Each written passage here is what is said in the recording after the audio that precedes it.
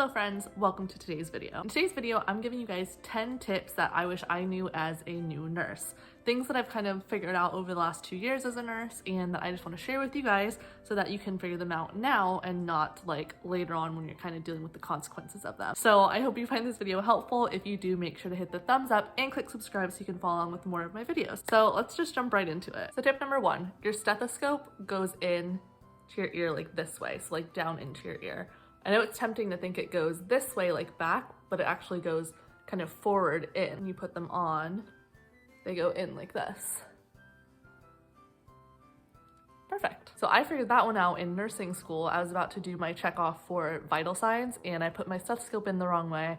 Luckily my instructor corrected me, but it was very embarrassing. And yeah, so you just want to know which way it goes in so you're not caught off guard and doesn't, somebody's not pointing it out to you later. Tip number 2, when you're starting an IV, don't give up if you don't get it right away. So once you, insert the needle and you're trying to find the vein and get like blood return, if you don't immediately get it, don't freak out and just pull the needle out and say, okay, I didn't get it. Sometimes you have to like not fish around, but move it around a little bit before you're gonna get it. So when I first started trying IVs, I would get really discouraged and think I can't get it because as soon as I go in, I'm not getting blood return. But you're not always gonna find the vein immediately. Sometimes you have to pull back a little bit and just adjust it till you find the right spot. And going along with that, always try a second time if you don't get the IV the first time, if it blows or something. Sometimes it's just bad luck, veins blow. So just give it a second try. And if you still can't get it and you don't feel like you're gonna get it, try and ask another nurse. Tip number 3, if you have a patient who's like trying to get out of bed or just really wants someone in the room with them, I feel like we all know these patients, they might be a little bit older, confused, just want someone in the room.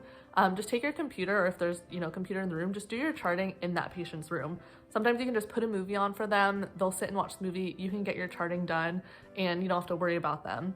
It's something that like seems simple, but it's actually really helpful. And it makes you look busy, so people are less likely to ask you to help them with stuff because you can get a little bit of like uninterrupted charting time done. Sometimes it works, sometimes it doesn't, but it's always worth a try if you have one of those patients that just really needs you in the room with them. Tip number 4, always check and make sure you have the right size blood pressure cuff on. Sometimes I'll come in, because I work in an ICU, so most of the time the blood pressure cuff's already on the patient. And sometimes I'll get like erroneous readings, too high, too low, a diastolic that's really weirdly high. So always check and make sure the cuff is the right size.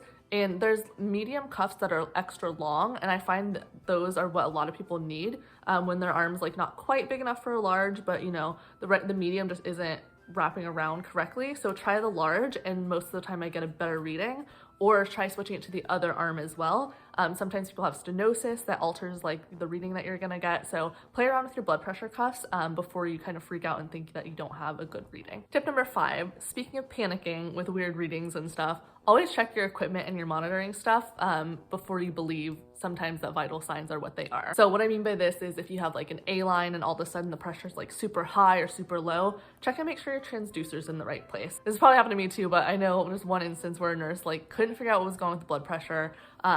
We were trying to give medications and they were calling the doctor and the transducer was just on the floor. So sometimes the simplest explanation is the one that's the explanation. So always check your equipment. If a patient's O2 sat is reading really low, check and make sure it's on their finger, or make sure they didn't take the oxygen off. So always check your patient, check the monitor, make sure that it makes sense before you believe the reading. Tip number 6, when you're giving shots of like insulin or vaccines, after you put the alcohol swab on and you clean the area, let the alcohol dry before you give the shot. It just makes it a little bit less painful for the patient, and everyone loves a nurse who gives painless shots. Tip number 7, which I've definitely learned the hard way, is make sure there's no tests or results or anything pending before you discharge a patient.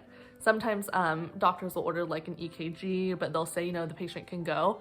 Make sure that they read the EKG before the patient goes, or that, whatever tests or labs or anything that the doctor has looked at, if it's an x-ray, what have you, make sure that they're totally aware of all the results that have come back. You're not waiting on anything before you discharge the patient. Sometimes you have to call a patient, they've already left the hospital, they have to get readmitted, and it's just not fun. So it's something that can be avoided, but sometimes it seems easy, like, okay, all the discharge stuff is in, you can go, but they actually can't because they're waiting on a test. So always make sure that stuff is taken care of before you let them go. Tip number 8, if your patient starts to get squirrely, what I mean by this is they start kind of messing with IVs, they start trying to get out of bed, be proactive rather than reactive. So sometimes you just need to like disguise their IVs, cover them up, you know, see maybe why they're starting to be swirly. Are they getting confused? Does this need to be addressed? So always be proactive. Don't just think, no, they're fine, because you might come back an hour later and they've pulled out their central line, they're covered in blood, they're naked, they pulled out chest tubes, they have a pneumo.